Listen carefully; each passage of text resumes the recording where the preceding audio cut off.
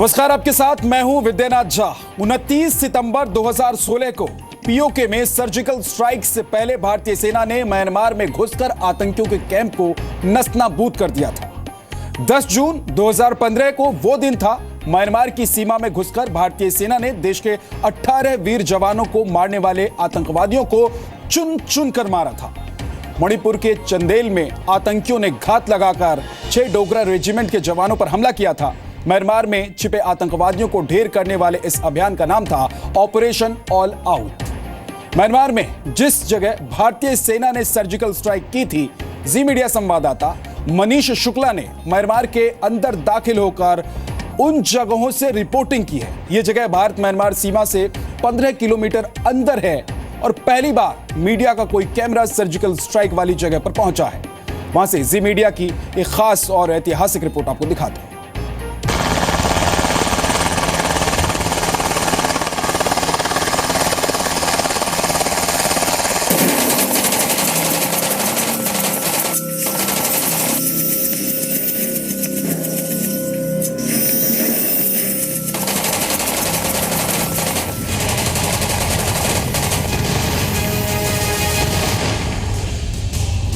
तारीख 4 जून, जगह चंदेल जिला मणिपुर।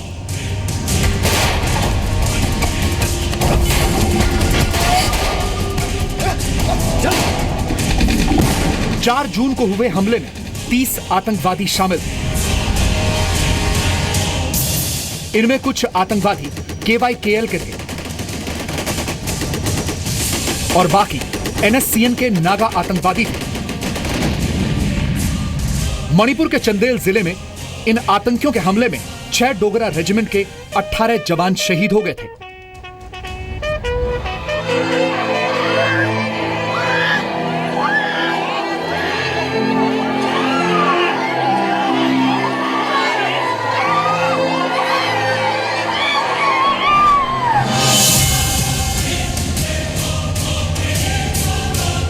मणिपुर में पिछले 20 वर्षों में हुए सबसे बड़े हमले की जवाबी कार्रवाई की तैयारी करते समय एक ही बात दिमाग में थी, सबसे बड़े हमले का जवाब भी अब तक का सबसे बड़ा जवाब होगा।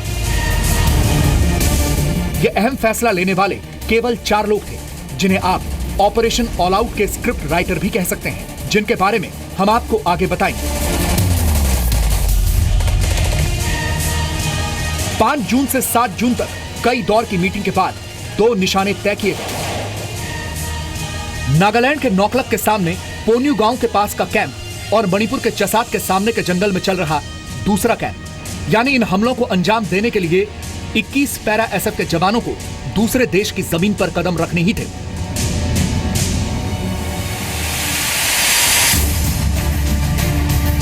आखिरकार वो लम्हा आ ही गया जब 21 पैरा SF के 70 जवानों ने म्यांमार की सीमा में छिपे आतंकवादियों पर हमला किया।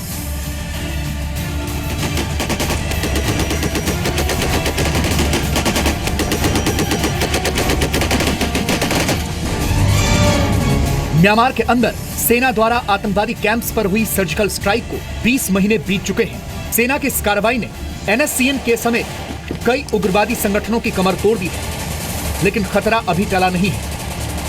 हम इस वक्त मणिपुर के उस इलाके में हैं जहां पर मौजूद तमाम इंसर्जेंट्स ग्रुप सुरक्षा बलों के लिए एक बड़ी चुनौती हैं।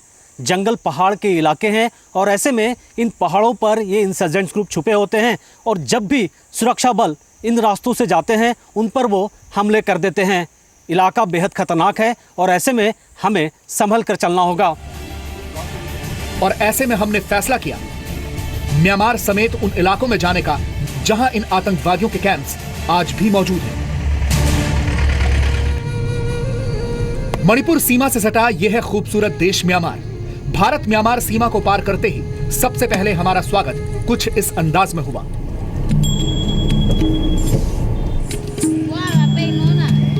यहां पहुंचते ही हम सीमा के नजदीक एक छोटी सी मार्केट में गए, जहां पहुंचकर हमें एक पल के लिए भी नहीं लगा कि हम किसी दूसरे देश में हैं या यहां हमारे देश से कुछ अलग है। लेकिन जैसे जैसे हम म्यांमार में और अंदर जा रहे थे, एक बात साफ होती जा रही थी। कि जंगलों में दूर गहराई में कुछ तो गड़बड़ है, कुछ ऐसा है जिससे सावधान रहने की जरूरत है। हमारा अंदाजा सही था, क्योंकि थोड़ी दूर और सफर करने के बाद हम उन इलाकों में पहुंच गए जहां भारतीय सेना के पैरा कमांडोज ने जमीन पर रेंगते हुए सीमा को पार कर म्यांमार में आतंकवादियों के कैंप्स को तबाह किया था। यहां आने के बाद हमें पता चला कि यहां आतंकवादी गुटों के कुछ कैंप्स आज भी मौजूद हैं।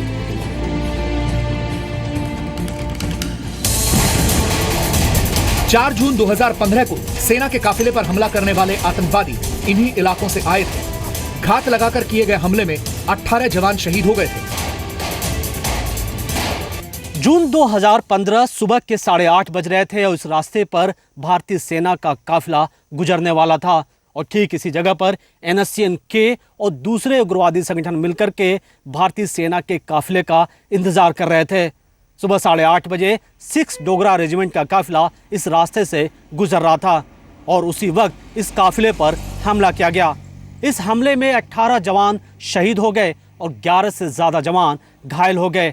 हमला इस तरीके से प्लान किया गया था कि भारतीय सेना को ज़्यादा से ज़्यादा नुकसान पहुंचाया जाए। ये जगह ऐसी थी जहां पर ये सारे उग्रवादी बड़े आराम से छुप सकते थे। हमले के बाद ये सारे यहां से फरार हो गए, कुछ म्यांमार चले गए और कुछ दूसरे रास्तों में जाकर के छुप गए। इस हमले का जवाब देना जरूरी था और फिर ऐसा ही हुआ। हमले को अंजाम देने के बाद सभी उग्रवादी यहां से फरार हो गए। इनमें से ज्यादातर आतंकी भारत म्यांमार सीमा खुली होने का फायदा उठाकर सुरक्षित इलाकों में पहुंच गए थे। इस हमले का जवाब देने के लिए पूरी तैयारी कर ली गई, लेकिन तभी खुफिया एजेंसियों ने कहा कि NSCN-K के जिन उग्रवादियों ने सेना पर हमला किया है उनमें से ज्यादातर म्यांमार के सीमा में दाखिल हो गए हैं।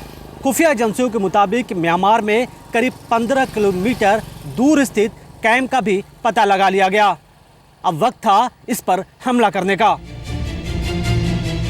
लेकिन भारत की सेना ने ठान लिया था कि वो अपने साथियों की शहादत का बदला जरूर लेगी। इसके लिए दिन भी मुकर्रर हो चुका था।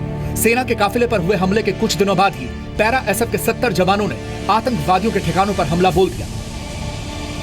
ऑपरेशन ऑल आउट लॉन्च होने से पहले बारीकी से पूरे इलाके की रेकी की गई। जंगल में आतंकवादियों के कैंप तक जाने वाले और वापसी के तमाम रास्तों के हर पहलू को जांचा और परखा गया। किसी जवाबी कार्रवाई और उससे मुकाबले की रणनीति भी तैयार की गई।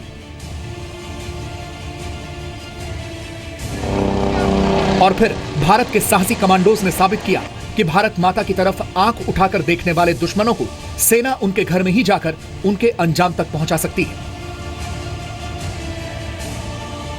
NSCN-K के कैंप को खत्म करने के लिए भारतीय सेना के कमांडो अंदर दाखिल हो गए थे।